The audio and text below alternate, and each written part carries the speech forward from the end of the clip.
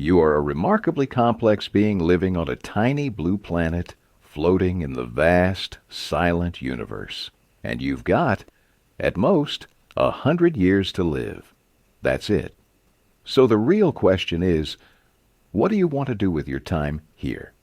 Do you want to drift through life comfortably, settling for an average existence? Or do you want to live boldly, chase something meaningful, and create a life that truly matters? This book holds the power to transform your life, not with vague ideas or hollow promises, but with real, practical insights. And if you allow it, the transformation will be for the better. Stay hungry. Steve Chandler first met Arnold Schwarzenegger back in 1976, long before the world knew his name. Their meeting took place in a quiet restaurant in Arizona. At the time, Arnold wasn't a superstar. In fact, very few people even recognized him. Steve was working as a journalist for a local newspaper, and his assignment was to spend a day with Arnold and write about his story. Arnold had just starred in his first film, Stay Hungry, which had unfortunately flopped at the box office. Yet despite the film's failure, Arnold was full of energy, grateful just to have landed the role. As they sat across from each other, eating and talking, Steve asked him questions while observing the young man's presence. Arnold was already a champion bodybuilder, having won numerous titles. His physique was impressive, and his thick Austrian accent revealed his roots. To most people, he didn't look or sound like someone who could make it big in Hollywood. Curious, Steve asked, "Now that you've become Mr. Universe, what's your next goal?" Without hesitation, Arnold replied, "I'm going to become the biggest box office star in Hollywood." Steve was stunned. Arnold said it with such certainty, as if he were describing something as simple as buying groceries. "How are you going to do that?" Steve asked. "The same way I became a champion bodybuilder," Arnold said. "I created a clear vision of what I wanted to become, and then I started living as if I was already that person." During his bodybuilding days, Arnold would mentally picture himself on stage, posing with the Mr. World trophy in hand. He visualized it so vividly that it became real to him long before it actually happened.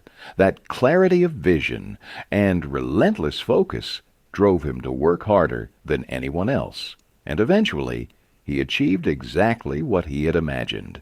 Steve scribbled those words in his notebook. He never forgot that moment.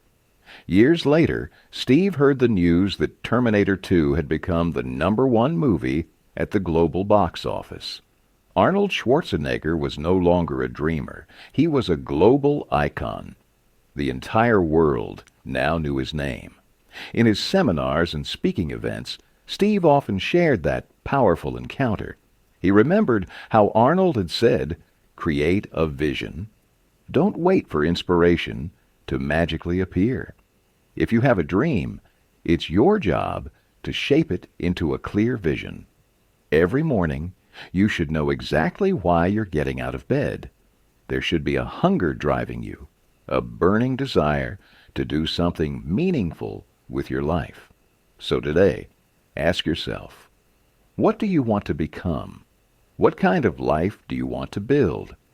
Once you know the answer, visualize it, feel it, and then begin living as if it's already true. That's how you stay hungry. Light your lazy dynamite. Henry Ford once told his employees, "No task is particularly hard if you divide it into small steps." That simple wisdom holds the key to unlocking the power hidden inside you, even on your laziest days. Often, we delay starting a task not because it's impossible, but because it feels overwhelming. Whether it's cleaning your kitchen, organizing your workspace, or finishing a long-pending project, the thought of doing it all at once drains your energy before you even begin. But here's the truth. You don't need to do it all at once. You can start small. You can begin slowly. When you approach tasks with a gentle mindset, Breaking them down into tiny, manageable pieces, they suddenly become less intimidating. You don't need a burst of energy or a heroic push. You just need to begin, quietly and steadily. Many people avoid starting something because they assume it'll require too much effort. But have you ever considered what would happen if you started slowly? Even a small step is progress. Even the tiniest motion builds momentum. And once you begin, something magical happens. Your brain adjusts, your body follows. What felt like resistance starts turning into rhythm. The slow, easy actions settle into a natural flow, and without realizing it, you pick up speed. Progress doesn't always come with fireworks. Sometimes it's just a quiet spark, a lazy dynamite lighting up from within. So remember, a slow start is still a start, and it's always better than standing still. Kill your television. Every time you spend hours watching TV, Netflix, or YouTube, you're sitting back and observing others live their dreams. You're watching chefs cook, travelers explore, and artists perform, all while you remain a spectator. But what if, just for one day, you turned off the screen and asked yourself, what could I do with that time instead? Don't spend your life watching other people live theirs. Build your own. Here's a challenge for you. Try to recall a specific scene, clip, or episode you watched a month ago. Can you remember it clearly? Chances are, all you'll get is a vague image or two, blurry flashes with no real impact. Now think about an interesting idea you read in a book. That lesson probably stuck with you. It's still somewhere in your mind, ready to guide you when needed. That's the difference. Books shape your thoughts. Screens distract them. Instead of watching cooking shows, why not cook something yourself? Instead of following travel bloggers, plan a weekend adventure of your own. Instead of watching music performances, pick up an instrument and play, even if it's just a few notes. The joy of doing something far outweighs the passive thrill of watching someone else do it. You'll not only gain experience, but also confidence, and most importantly, you'll begin to feel more alive. Life is meant to be lived, not just observed. So switch off the screen and switch on your own story. Promise the moon. One of the most powerful ways to stay driven is to make a bold promise, especially to someone you deeply care about, or to set a goal so big it scares you a little. When that promise comes from the heart, it pushes you to rise above your comfort zone. You treat it like a challenge, and you give it everything you've got. Take a lesson from history. Years ago, U.S. President John F. Kennedy stood before a national audience and made a daring promise. America will send the first human to the moon. It wasn't just a speech, it was a vision. And that promise ignited a fire in NASA. Scientists, engineers, and astronauts worked relentlessly, pouring in their full effort to make that vision real. Against all odds, they succeeded. The Apollo missions were born, and the world watched in awe as humanity stepped onto the moon. That's the power of a promise. There's also a story from Las Vegas. A casino owner wanted to quit smoking, but no method seemed to work. So he paid to put up a huge billboard that read, "If anyone catches me smoking in the next 3 months, I'll pay you $100,000. Now that's commitment. The pressure of that public promise made him more determined than ever to follow through. Why do promises work so well? Because once you've made a promise to others, especially in the open, you feel responsible. You don't want to let them down. More importantly, you don't want to let yourself down. A promise puts you in motion. Steve Chandler, the author, experienced this firsthand. One summer, His children desperately wanted to attend a beautiful summer camp in Arizona. It was filled with exciting activities and adventures, and his kids were thrilled at the idea of going. At the time, Steve's work was going well, and he confidently promised to send them. But as summer approached, things changed. His commissions dropped. The family budget grew tighter. Eventually, Steve sat his kids down and told them he wouldn't be able to keep the promise. The disappointment on their faces hit him hard, but it was his youngest son, Bobby, who delivered the final blow. With tears in his eyes, the 8-year-old softly said, "But you promised."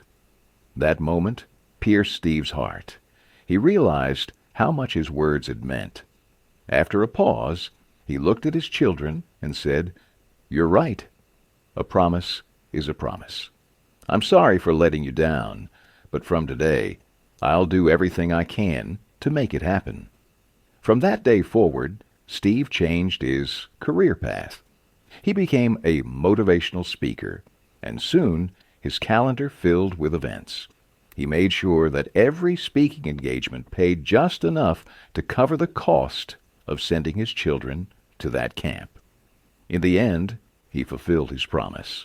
And the joy of doing so?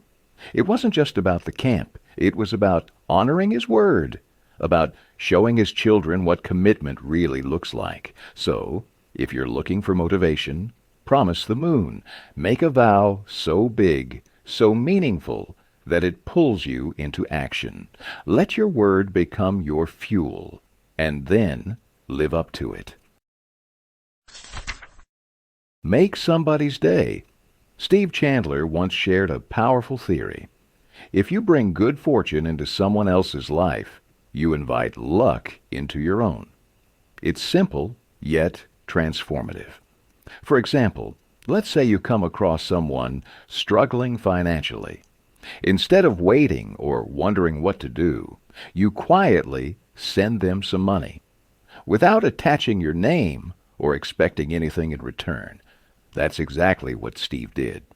He found someone in need, sent help anonymously, and soon after, unexpected opportunities began showing up in his own life. It felt like the universe had opened its arms in gratitude. But helping others doesn't always have to involve money.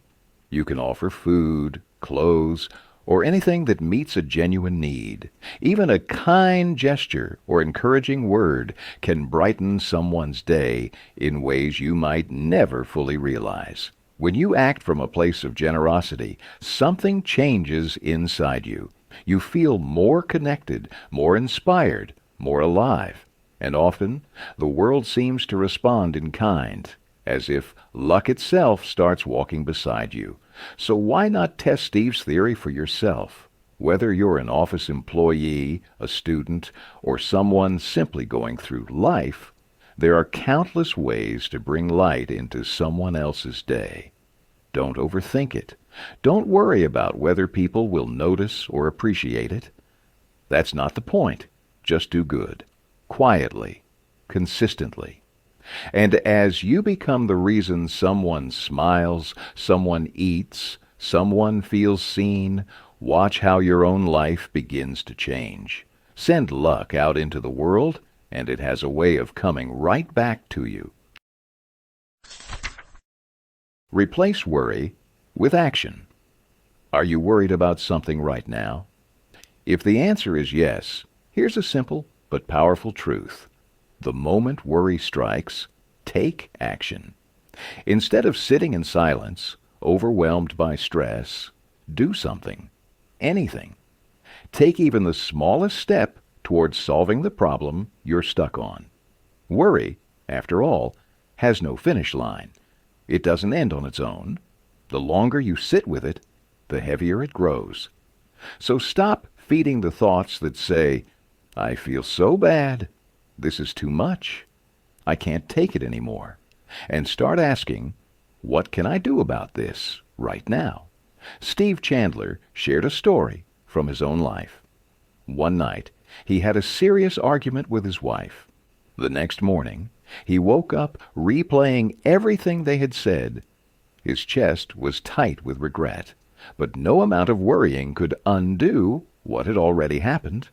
Still, Steve made a decision. He wouldn't let the regret control his day. Instead of drowning in guilt, he started brainstorming solutions. What could he do to make things right? One idea: send her flowers. Another: call and sincerely apologize. A third: write a heartfelt note. A fourth: go see her in person and talk things through. Suddenly, he was thinking in possibilities, not problems. That's the shift. When you dwell on your worries, they start to expand. They begin to feel bigger than they are. Eventually, they paralyze you. But the moment you replace overthinking with movement, everything begins to change. Steve gives this practical advice. Make a list of what's worrying you. Write down every single concern. Then, set a timer and give just 5 minutes to each item, 5 focused minutes of action, not rumination. No, 5 minutes won't fix everything, but it will do something better. It will break the cycle of helplessness. It will create momentum. And once you're in motion, you're no longer stuck in worry. You're moving toward resolution. So the next time worry knocks on your door, don't sit and invite it in. Get up, take action, and reclaim your power. Run with the thinkers. At one point, the president of an office equipment company found himself facing an unexpected challenge, not with his business strategy, but with the mindset of his own managers. He had 2 distinct types of people working under him. On one side were highly intelligent, hard-working managers, people who regularly stayed late, dedicated extra hours, and genuinely cared about their jobs. But there was a problem. Every time they walked into his office, they came only to complain. They vented about the company systems, other departments, poor management, and everything in between. Their constant negativity drained the president's energy. Trying to comfort them or fix every grievance left him feeling exhausted and often depressed himself. On the other side were the deep thinkers, the solution-focused managers. These people saw the same problems. They weren't blind to what was wrong, but instead of complaining, they came with ideas. They proposed solutions, offered improvements, and asked, "How can we make this better?" That's the difference. The frustrated group was stuck in their problems. They believed their emotional reactions, anger, disappointment, bitterness, were completely justified. And maybe they were, but they stayed trapped in the loop of frustration. They chose to dwell. The thinkers, however, chose to rise. They acknowledged the same challenges, but then took a step further and asked, "What can we do about it?" They weren't just reacting, they were thinking forward. The president began to notice a pattern. He felt energized after meeting with the thinkers. Their conversations sparked creativity, brainstorming, and real progress. These meetings didn't drain him, they uplifted him. Together, they worked out actual strategies to solve company issues and implement better systems. That's the power of surrounding yourself with thinkers. Now ask yourself, which group do you belong to? Are you caught in cycles of frustration and blame? Or are you calmly observing, clearing your mind, and asking what can be done next?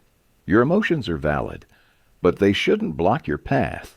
When you shift your focus from reacting to reasoning, everything changes. Your self-esteem grows. Your relationships improve. You become a person others want to collaborate with. So choose wisely, run with the thinkers, and become one yourself. Exploit your weakness. Do you truly know your strengths and weaknesses? Here's a simple but powerful exercise. Take a sheet of paper and make 2 columns, one for your strengths and one for your weaknesses. Start with your strengths. List them out one by one. Think about what you're naturally good at, your skills, your qualities, your past victories. Once you're done, put that list somewhere visible. On your desk, your kitchen wall, your mirror. On days when you feel low, look at it. Let it remind you of who you are and what you're capable of. Now, it's time to face your weaknesses.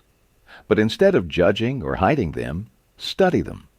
What if these flaws are not your enemies, but hidden parts of your unique identity? What if, in the right light, they could become your greatest assets? There's a powerful story of Peg Leg Bates, a famous tap dancer who often appeared on television. As a child, he lost one of his legs, a tragedy, especially for someone who dreamed of becoming a dancer. But even after losing his leg, he didn't let go of his dream. He attached a tap to his wooden leg and practiced relentlessly. His movements became unlike anyone else's. He turned what was once a limitation into a signature style that made him stand out. Judges noticed, audiences applauded, and Peg Leg Bates proved that weakness can be transformed into unmatched strength. Then there's Michael Bassoff, a master fundraiser and mentor. One of his secretaries was painfully shy. She hardly spoke during meetings. Most people would consider that a weakness, but Michael saw something different. He realized that her quiet nature made her a great listener. People felt heard and appreciated when she was around. Listening became her superpower. And with that shift in mindset, she grew into a confident and capable professional. Even author Steve Chandler once saw his age as a disadvantage. He became a father at 35 and often wondered if his kids would feel embarrassed having an older dad. He doubted whether he could keep up, but then, one day while watching The Little Mermaid with his children, he saw something in Ariel's father, an older man who was wise, strong, and protective. Steve realized that in his 20s he hadn't been mature enough for fatherhood, but now he was exactly the kind of father his kids needed. Age wasn't a weakness. It was his strength. The truth is, there's no weakness you cannot transform as long as you're willing to let go of shame and face it head on. Yes, it's hard. It takes effort, but the reward is worth it. When you stop hiding from your flaws and start embracing them, you'll discover that even your deepest insecurities can be turned into fuel for your growth. You don't have to be perfect. You just have to be real and courageous enough to turn your weakness into your greatest strength. Put more enjoyment in. Have you ever thought that pleasure and enjoyment are the same thing? They're not. And understanding the difference between the two can completely change the way you experience life, making you more focused, more fulfilled, and far more motivated. Pleasure is surface level. It comes from external things like food, entertainment, or temporary comfort. It gives you a quick boost, but it fades just as quickly. Enjoyment, on the other hand, runs deeper. The famous psychologist Mihaly Csikszentmihalyi described enjoyment as entering a state of flow, a mental zone where you're so fully engaged in what you're doing that time disappears. You're immersed, focused, fulfilled. And it's not because the activity is easy, it's because it's meaningful. Enjoyment is what you feel when you're doing something you love, and you're growing while doing it.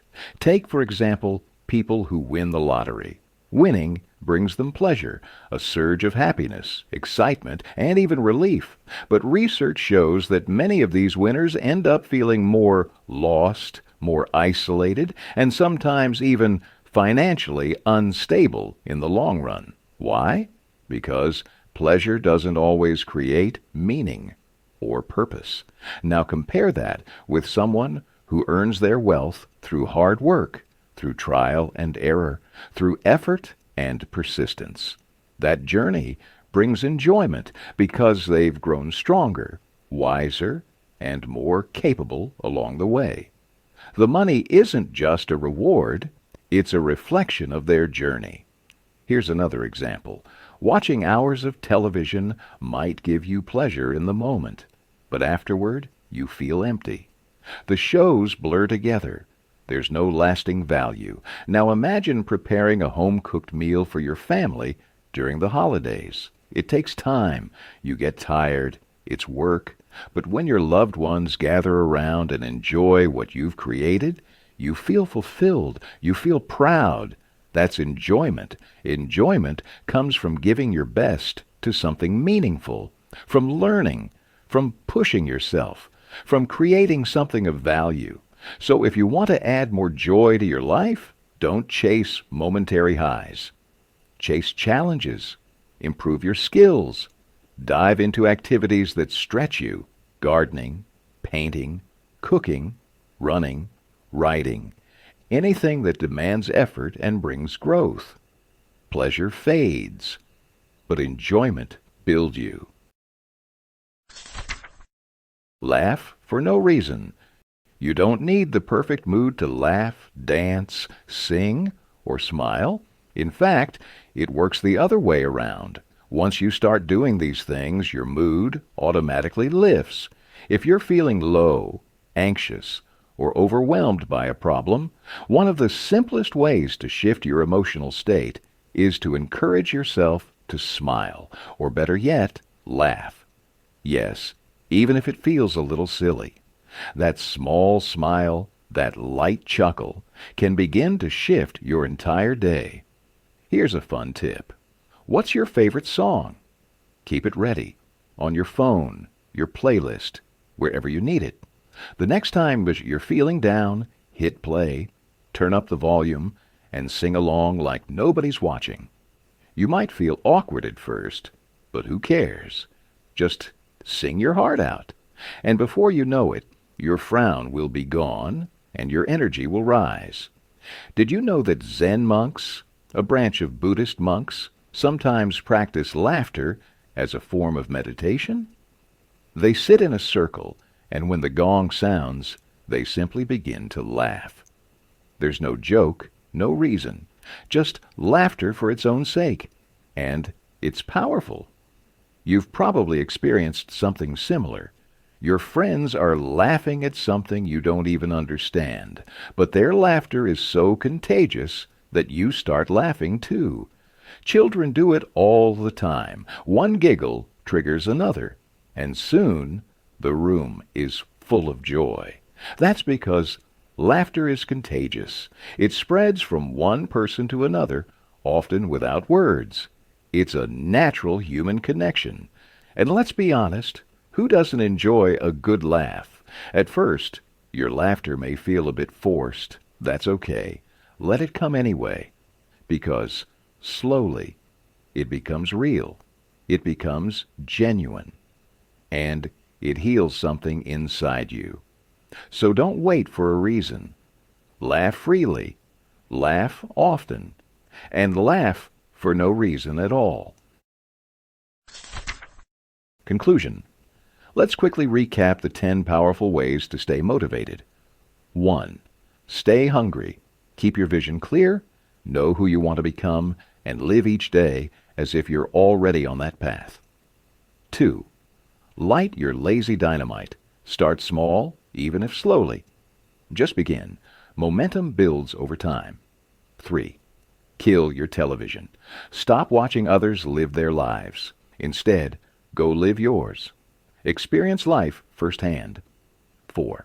Promise the moon. Make bold promises. Commit fully and push yourself to follow through, no matter what. 5. Make somebody's day. Bring a little luck or joy into someone else's life, and you'll find luck returning to yours. 6. Replace worry with action. Don't sit with stress. Take small, purposeful steps to move forward. 7. Run with the thinkers. Surround yourself with solution-focused people. Clear your mind, rise above emotions, and create progress. 8. Exploit your weakness. Don't hide from your flaws. Embrace them. Your weakness might be your greatest strength in disguise. 9. Put more enjoyment in. Face challenges that grow you. Dive into meaningful activities and level up your skills. 10. Laugh for no reason. Don't wait for a reason to smile, sing, or dance. Do it, and your mood will follow. We hope these insights helped lift your spirit and inspired you to take that next step forward. Remember, you don't need to wait for the perfect moment. You already have what you need to start. What happened yesterday doesn't matter. What matters is today. And what you choose to do today will shape the future you're heading toward. So go on, take action, stay hungry, and become the person you were meant to be. Thank you for listening to this audiobook summary of 100 Ways to Motivate Yourself by Steve Chandler. If even one of these ideas sparked something inside you, don't let it fade. Take action today. Whether it's a small step or a bold leap, remember, your future is shaped by what you choose to do right now. If you found value in this summary, please consider subscribing to our channel, sharing this video with someone who might need a boost, and dropping a comment below. Let us know which idea hit you the hardest or felt most meaningful. Until next time, stay inspired, stay strong, and keep moving forward, one motivated step at a time.